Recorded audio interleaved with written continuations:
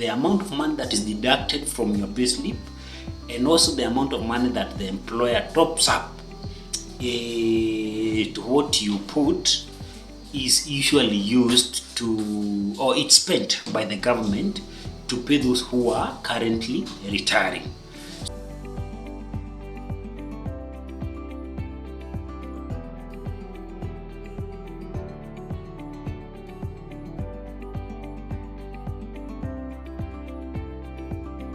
So ladies and gentlemen, again I want to thank you so much, and as always, let me start by saying my name is Elijah Mwai. I'm a financial advisor, and we've had a conversation before regarding retirement, but all the same it's important to look at the exodus of all this, and it starts when the government puts up some measures to ensure that at the time of retirement you retire with something reasonable. Now previously, if you all remember, before the enactment of the new NSSF Act, everyone actually since I don't know whether it's 1995, where the government came up a rule that everyone must be deducted at least 5% of how much he earns. And what you would find then is that majority of the people used to earn something close to 5,000. So you would find that 5% could come to 200 bob, and 200 shilling could be deducted from you, and the employer was also forced to put 200 or to match the same amount, and that money would be put under what we call the NSSF, NSSF kitty, so that by the time you are retiring, you would have something. Now, fast forward 2023, the government looked at that particular clause and realized that majority of our people were really suffering, especially those of whom who did not have anything else apart from NSSF. So you could find that someone retires at 65. Unfortunately, the maximum amount he has for retirement is around 400,000, 500,000. So if you get that as a lump sum, it's really even creates more problem, because you can't really build with it. The only thing you have is possibly to eat that money, and you could find that majority of people after retirement, 2 years, 3 years down the line, you find yourself, you have nothing, so you end up resting. But the government relooked at that and wanted to help its people to really accumulate something reasonable, and that is why they came up with NSSF Act of 2023, which ought to have been enacted back in 2013. That is why it's called NSSF Act 2013. So the government wanted a situation where there is some kind of increased remittance, both from the employee and the employer, and that money is usually used immediately. That is what I will tell you.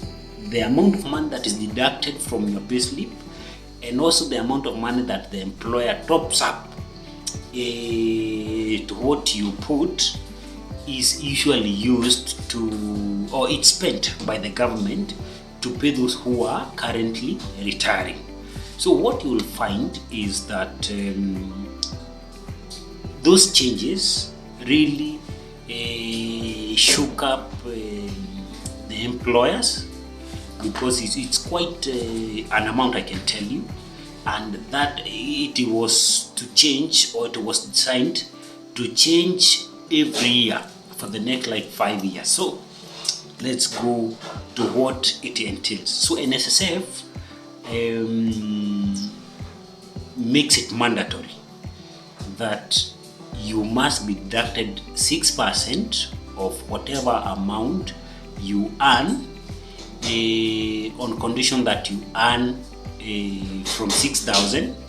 And what the government believed is that anybody who was employed ought to have been paid minimum of 6,000 shilling.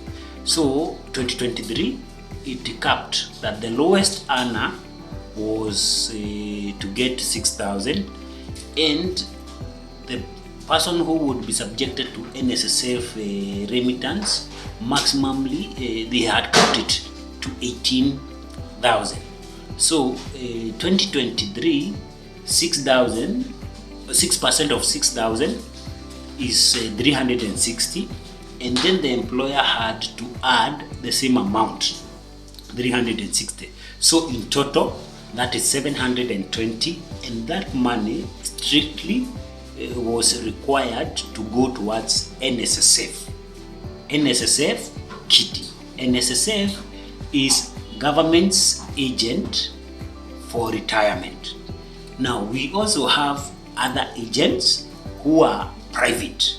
When we talk of Britam, when we talk of ICA, when we talk of Jubilee, when we talk of APA, all those are agents, but they are divided into two. We have the private agents and we have a public agent. Public agent is NSSF, private agent are these insurance.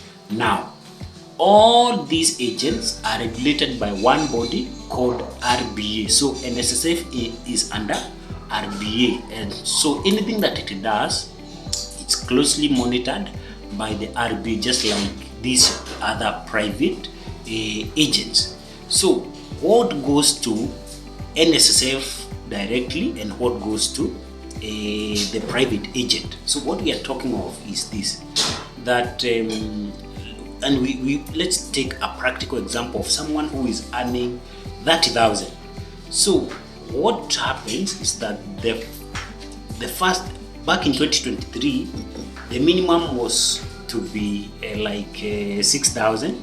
So which we say that 360 bob plus 360 from the employer is put under NSSF directly, and then the employer may not really find a reason to just put that amount. It's so small, so you'll find that majority of the employers were putting more than 720. So anything above 720 should be, the employer could choose either to put it under NSSF or to put it in a private agent or retirement agent like Britam or ICA.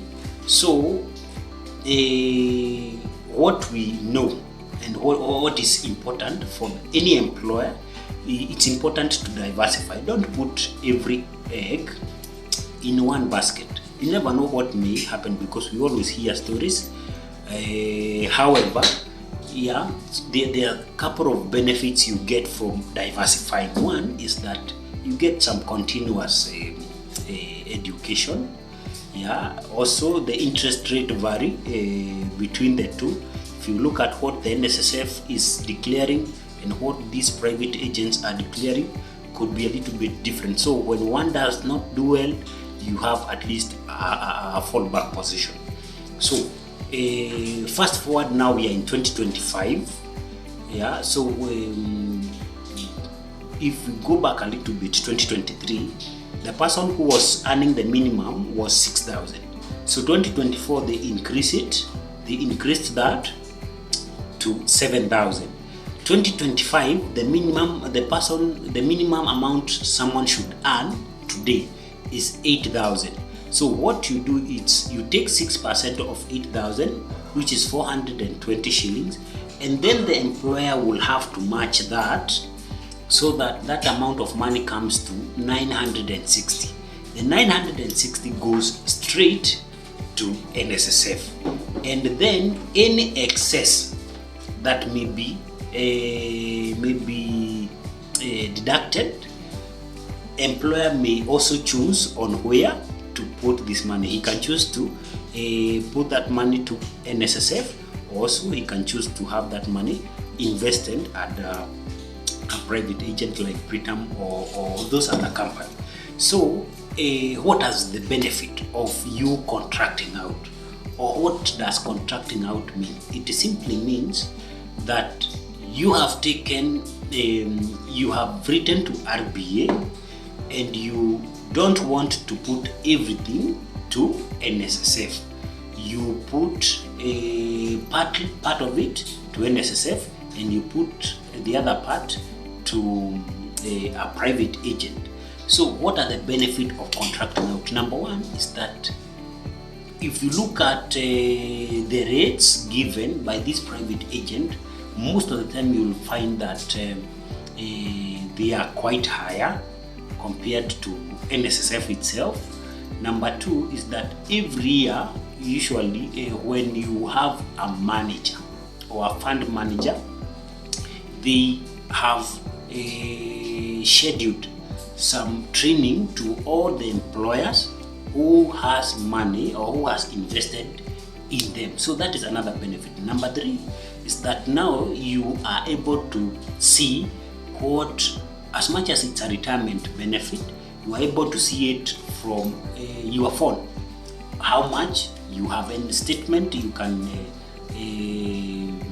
get it at a click of a button. So that is another thing. And then you remember the government has also come up with other benefits that if you are contributing towards retirement, you will get some exemptions on tax. So it also gives you that tax benefit as an employee. And thirdly is that any amount that you have put under NSSF Tier 2 or that amount that you have put with a private scheme can be used as a collateral up to 40%, which means that supposing you have 1 million under a private pension scheme and you want to buy a home using mortgage, believe you me, you can get a guarantee of up to 400,000. That is why it is very, very important to contract out. So if you want to have more understanding on this and also to provide you with a calculator as a payroll manager, feel free to reach out through my number and I can give you an advice on what is the best plan to choose. So until we meet again, may God bless you and bye bye. I will remember to put my number so that you can reach out. Thank you so much.